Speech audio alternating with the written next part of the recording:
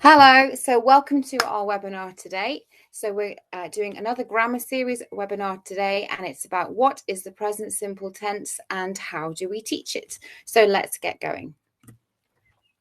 So in our webinar today, we are going to discuss these 5 points, or 4 points, and then 2 is more of a discussion ourselves. So what is the present simple tense? The structure of a present simple tense in a sentence, how to effectively teach the present simple tense, and we're going to look at activities and techniques to encourage application. We will always have time for people to share their ideas, and we will have a Q&A session at the end as well. So what is the present simple tense? There are so many different kinds of tenses, it can be very tricky to remember all of them. So that's why we're looking at these sorts of things in our grammar series at the moment. So the present simple is a verb tense that is used to describe a habitual action. So something that you do regularly, like a habit. For example, I go for a walk every day. A universal truth, such as the sun rises in the east, that will never change. It's the same all across the universe. It's a universal truth. And a future event, a future instance that is planned. For example, that school reopens on the 1st of June. This is a future event that the school will reopen, and it's planned. We have a specific date for this. So next we will take a look at the structure of a present simple tense sentence.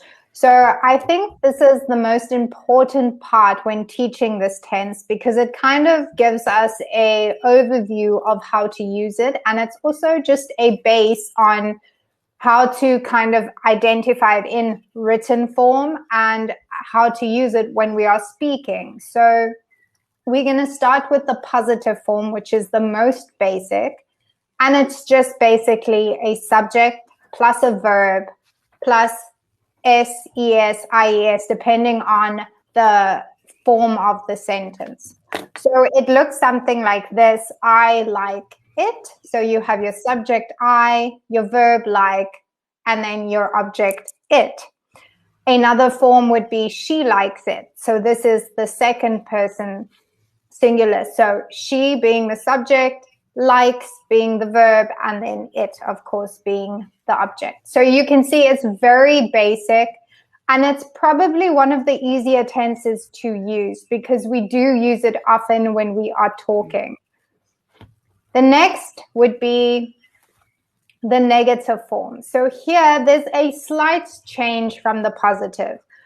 What's being added here is an auxiliary verb plus the word not to make it negative. So for example, I do not like it. So you have the subject, then your auxiliary verb does or do, your word not plus a verb. Another example is she does not like it. So again, very basic. There's just a few words added in this step. And then, of course, we have the question form. So here is a bit of a word shuffle to make it into a question, as we would when we are taking a sentence and converting it into a question form. So you still have your auxiliary verbs, does or do, plus your subject, plus your verb. So do you like it, or does she like it?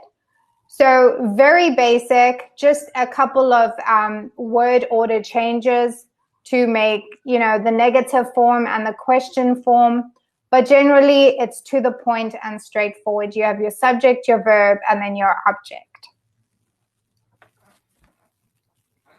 Okay, so let's ask a question. Why do you think it's important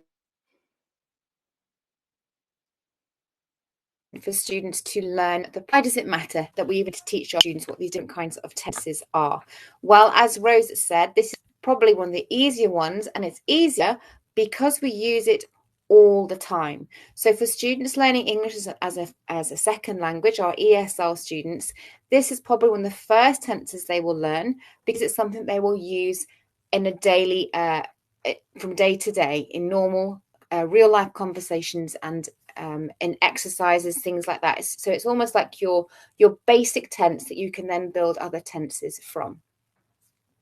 Yep, I agree with that. It's a very easy tense to start using for our ESL students, and it's easy to learn as well, because like I said, the structure doesn't really change much in the different forms of using it. Yeah, definitely. Okay, so just at this point, we'd like to remind everybody that you can please go to our IQ TEFL site. We have our TEFL course that's there at the moment. It's also at a very, very good price. It is fully accredited by Accreditat, and it is available on all. You don't have to be stuck at your laptop at home. You can also do it on your tablet or on phone, and it's designed that you can access it in all those areas, and it's a fantastic course. We also have our CPD courses that are now available. And again, they're at a really good price. There's all sorts of varieties being added frequently. At the minute, there's an excellent one on safeguarding and psychology, among others. So you can continue to keep that your professional development can continue to keep moving forward. And if you'd like to view more of our weekly webinars, then please remember to click subscribe. Hit that like button, leave your comments. We love hearing your comments. We don't mind any kind of criticism. That's fine. Tell us what you thought was good, what you thought we could work on. That's brilliant too. And of course, for you to share your ideas. So we have weekly webinars every Wednesday, but also we have videos and things put on almost daily as well. So next we will take a look at how can teachers effectively teach present simple tense. Now this can be tricky. Tenses are very tricky to teach, and especially to ESL students. So let's have a look at how we can do this effectively. So useful steps when teaching the present simple. So the first step would be action verbs. Now, how can we teach action verbs to our students? Well, to introduce these verbs, we should elicit action verbs from our students by acting them out or miming them, making it fun. So grammar can be very boring at times, and I'm sure for our younger students, they won't enjoy just kind of hearing all these words being thrown at them. So incorporating physical activity is always a good idea when teaching something like grammar. So you could have a fun game of miming some actions and having them guess what you are doing. And their actions should always be in their root form. So run, eat, sleep, that kind of thing. So never make it complicated or do what you don't have to do. Just kind of keep it as basic as possible. And I like to do it when we're teaching action verbs, to reiterate that and say, this is an action verb. All verbs are things that we do, but again, reiterating that point, and as Rose said, getting them up and moving with it as well. Definitely. So the second, the first person singular form. So we need to know the structure ourselves. We need to be able to then impart this knowledge to our students. So let's have a look at this. So how would we do this? There's some really good ideas here. And again, there's lots of ways that we can do this. We could spend a whole webinar probably on each section. So we're just going to give a brief overview of a couple. So we could make a list of routine or habitual things that you do every day. And this is great that you can use this with students, because every day they will probably do something a little bit different on each day. They may wake up at a different time. They may have done a different subject at school.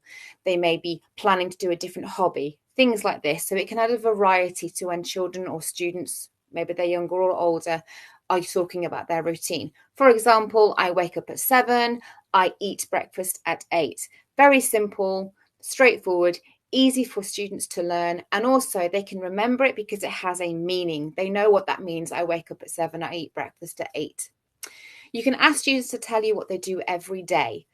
And as you said, it's an easy yet fun way to get them to apply the first person singular. And as Rose was saying before, miming those actions out, you could then use this from one action verb. You could use it to ask them to mime it as a whole sentence, which is a really fun way.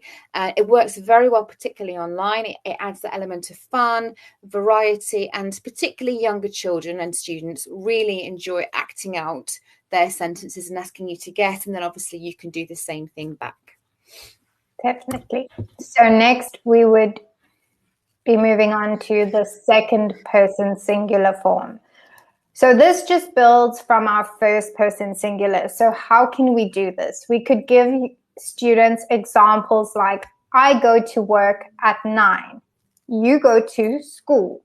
So there you're using the first person singular, but you're introducing that second person singular. And this just helps them to understand the context of what's happening.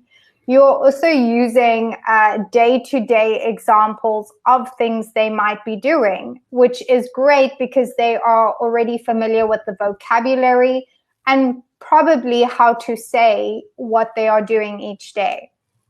So then together with your students, you could state general truths. For example, I would say, Sally, you have a dog. And Sally would answer and say, you have a cat. So that's another fun way to kind of just get them using that second person singular form. And then, of course, if you have group lessons, you can encourage them to give each other statements in the second person singular. So this activity can be adapted for, one-on-one or for group lessons. And it's just great to get them using that second person singular, but they kind of understand what they are talking about because they are familiar with the vocabulary being used. Okay, so fourth point, the third person singular form. So let's have a look at this. So how would we introduce this?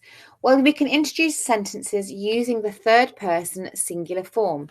For example, Sarah reads, we're adding the S, her book every day. We need to make sure that they are aware of the added S. Something that I will often do for my students when they're doing this, because this is a common mistake, they will often say, Sarah read her book every day. John eat his lunch every day. I'll often get my whiteboard and I write a big S on it. And just eventually, once they know, show them that S. And because from practice, they will actually pick up on that and say, oh, I need to add the S to that verb. But that's also a way you could introduce it. So you could say the action verb and then you can say add S for third person. And that's a really good way of helping them to retain that. We can give more examples and introduce the irregular verbs. For example, John goes to work at 8. This is irregular. We're not adding just the S, we're having to add the ES. And again, as we've said in past, sometimes the irregular verbs are ones we just have to know and learn. And we can encourage our students to give their own examples using the third person singular form. One of the ways I love to do that is if it's particularly online, ask my student what their mum is doing, what their dad is doing, what their friend, or if they're older, can they just make up a sentence about something a bit more challenging? Also, we can, sorry. No. Go ahead. I think, yes, sorry, we need to do, did I? Sorry, I must have pressed the wrong button, I'm sorry. No worries. So next you would go ahead and introduce plural forms of the noun. So let's have a look at what this is and how we can do this. So firstly, you would explain to students that when using the plural form, the verb does not change. So it's only your noun that's changing a little bit, but the verb stays exactly the same. So you could do this by asking students some simple questions. For example, do your parents like pizza? There we can see the verb stayed the same. And the student would answer yes. And then you would then demonstrate, the answer of that. They like pizza. So it's all about demonstrating. And then once you have demonstrated that to them and they've kind of practiced it, you can encourage your students to ask you questions. So once they become more comfortable in using that plural form of the noun in a present tense or present simple tense sentence, you can then encourage them to give it a try, build their confidence first and then kind of let them do it. Okay, so now we'll have a look at negative present simple sentences. So we've looked at all the positive and the different forms that can take. So how? Well, we can practice the negative form by asking students about their likes and dislikes. This is a really fun and engaging way to practice, as it involves what they're interested in. If you involve students' interests, you engage them, and they are much more likely to participate. And again, obviously, much more likely to learn and remember because they had fun doing it. You can make up silly scenarios. You could make up, for example, maybe with a shy student, you could ask them what food they like, and then maybe you could make some really horrible food combinations like broccoli ice cream and things like this, and say, do you like this or not? And then they can introduce that I don't like it or not, using that, and they remember that, and it teaches them how to have fun, but how to use that negative form to say not in their sentences. Once students have become familiar with using this negative structure, you can encourage them to ask their family members about their likes and dislikes, something I love to do, and set it as a homework task. So it's a fun thing that they can go and ask their friends. Could be about what their pets they like, what animals they like, food, all sorts of things. And then you can ask them to report back to you in the next lesson, which most students really enjoy. And that's something you can adapt. That's asking about simple things like food and animals. Great for younger learners, but you can adapt for books, movies, songs, all sorts of things for your older learners as well. Okay, so if we can share our ideas. So what techniques and tools do you use to teach the present simple tense? So please feel free to share your comments in the comment section below on YouTube. That would be great. So have you any ideas that you wanted to share, Rose?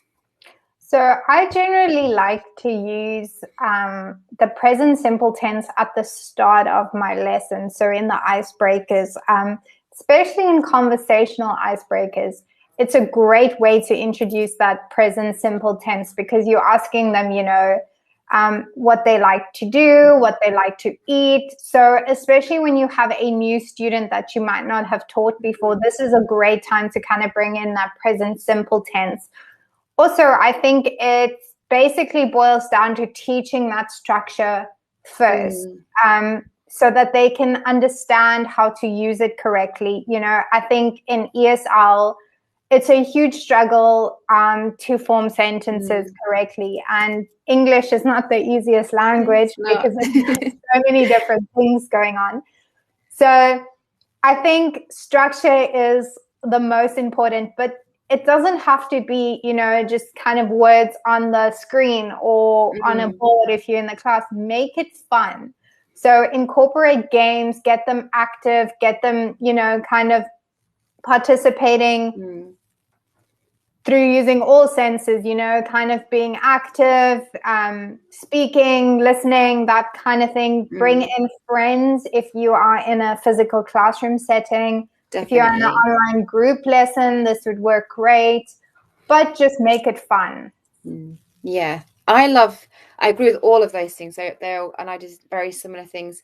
I love being able to write their sentences. If you have a whiteboard, either in the classroom or most online settings have an interactive whiteboard, and typing out what they say. I would do that in quite a lot of my icebreakers. What did you do today?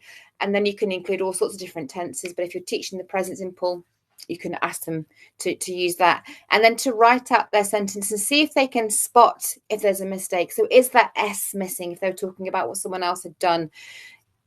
Have they got that irregular form right? Things like that. So you can adapt and challenge according to your ability of your students. And I think them seeing that, and you can underline the subject in a different color, the verb in a different color, and things like this, adding the S in a different color.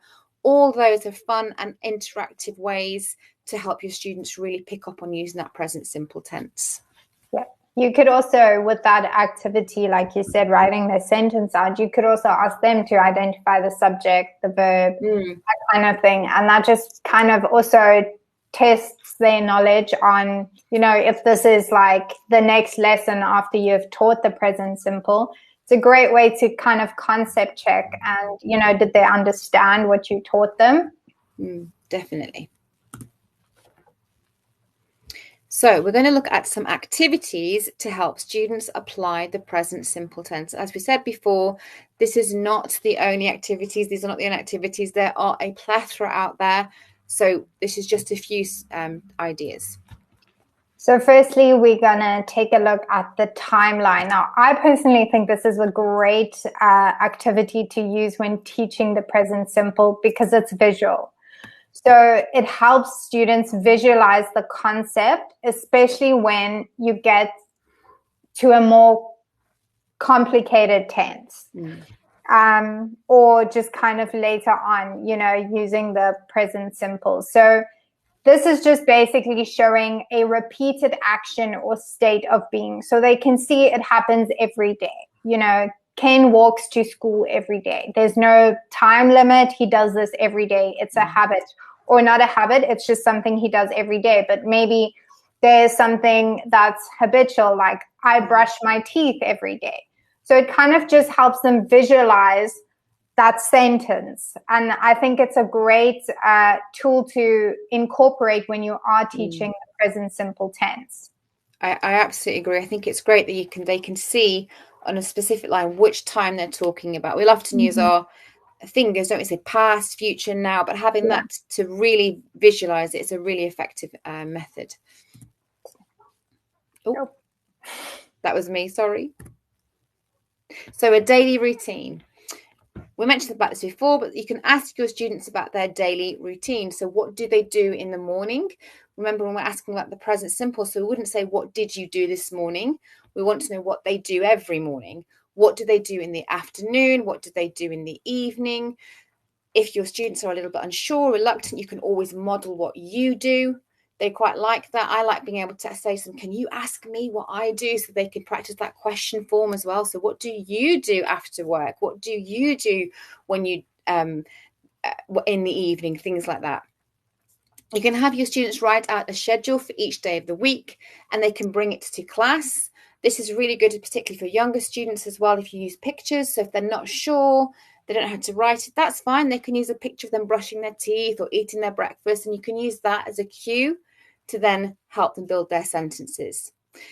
And you can encourage them to use the present simple tense to explain their daily routine.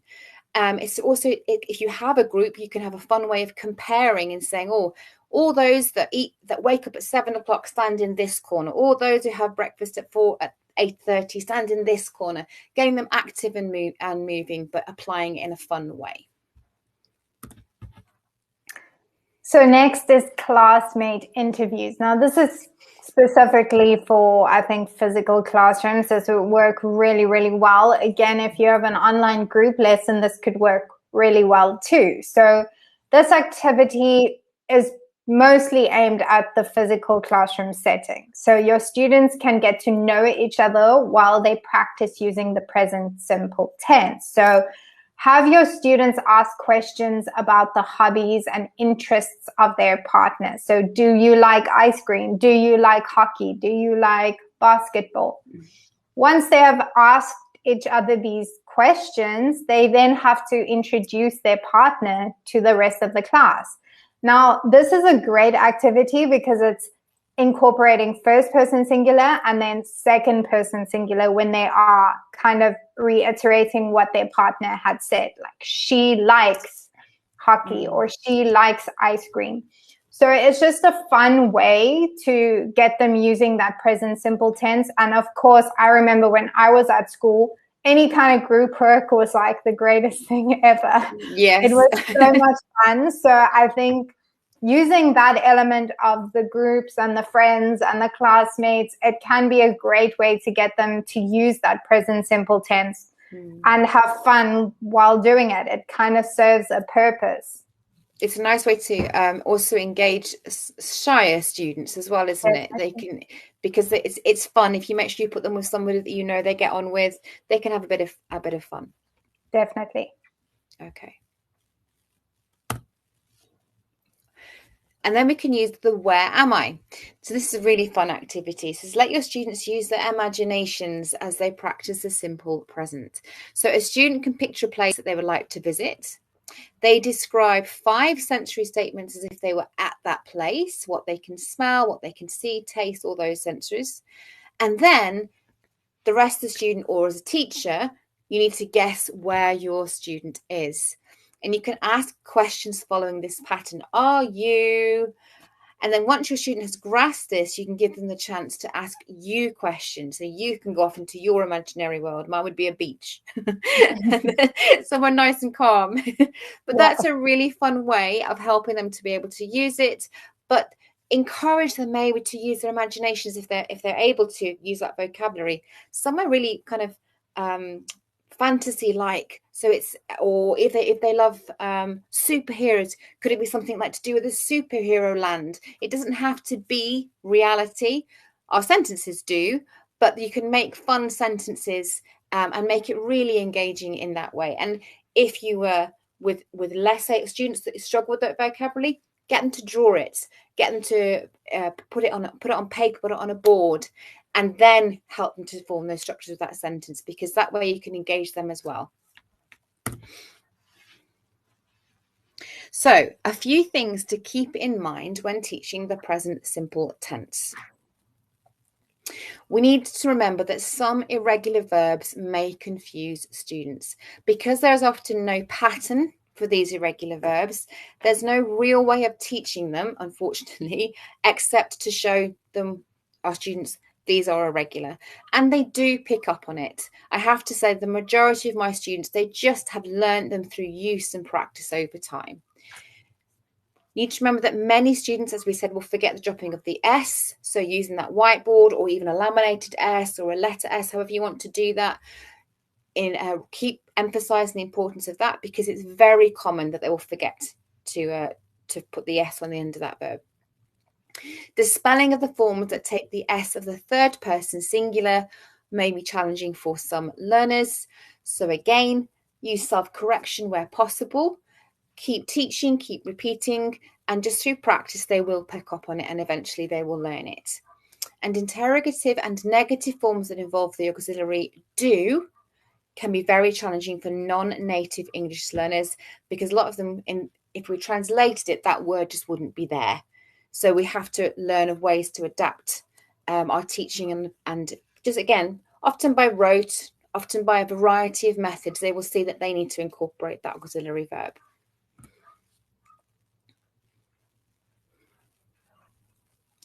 So if you would like to go to our website, our iqtefl.com website, we have got an awful lot of free resources. We've also got these new quick cards that have just been made in the last 2 or 3 weeks. And these all go alongside the webinars that we're doing. So for example, the one that you could get today, you can have a quick card, just a simple list of what the present simple is, the structure of it. And then there's another one with the teaching tips on it as well. So it's really handy, something that you can just keep, you can download it for free, keep it next to you when you're teaching, because we understand we cannot remember all of these different rules and tips and things. So it's there just to help us all, really. So please feel free to ask any questions you may have regarding this webinar, or if you've watched any of our previous webinars, just leave them in the comment section down below and we will answer you as soon as possible. We do love reading all your comments, and we love it when you do share your experiences and opinions, and they are very, very helpful for all teachers. So please, please, please share your experiences and your comments on whatever you want to comment on. Again, just a quick reminder, we have our IQ TEFL on sale at the moment, fully accredited by Accreditat. It's a great course for teachers who want to start teaching online. It's available on all devices, so your laptop, your tablet, your phone, whichever you prefer doing, so you can travel and still get your TEFL course. It's really, really a great course, and it has been created by teachers for teachers. And then our CPD courses are on sale now, so please head over to iqtefl.com. We have psychology of individual learners, we have a safeguarding course, and they are really, really, really useful for all teachers online and in the physical classroom. So if you are keen on trying one of these courses, you can find them over at iqtefl.com. And then, of course, for more of our weekly webinars, please remember to subscribe, and you can watch any of our previous webinars We share amazing content on all our social media platforms. They are really useful, so please head over there. And of course, remember our quick cards on our IQ TEFL website. They are super, super useful and give you great tips when you are teaching ESL students. So as always, thank you so much for coming to our weekly webinar, and we will see you next week. Thank you. See you next time. Bye. Bye-bye.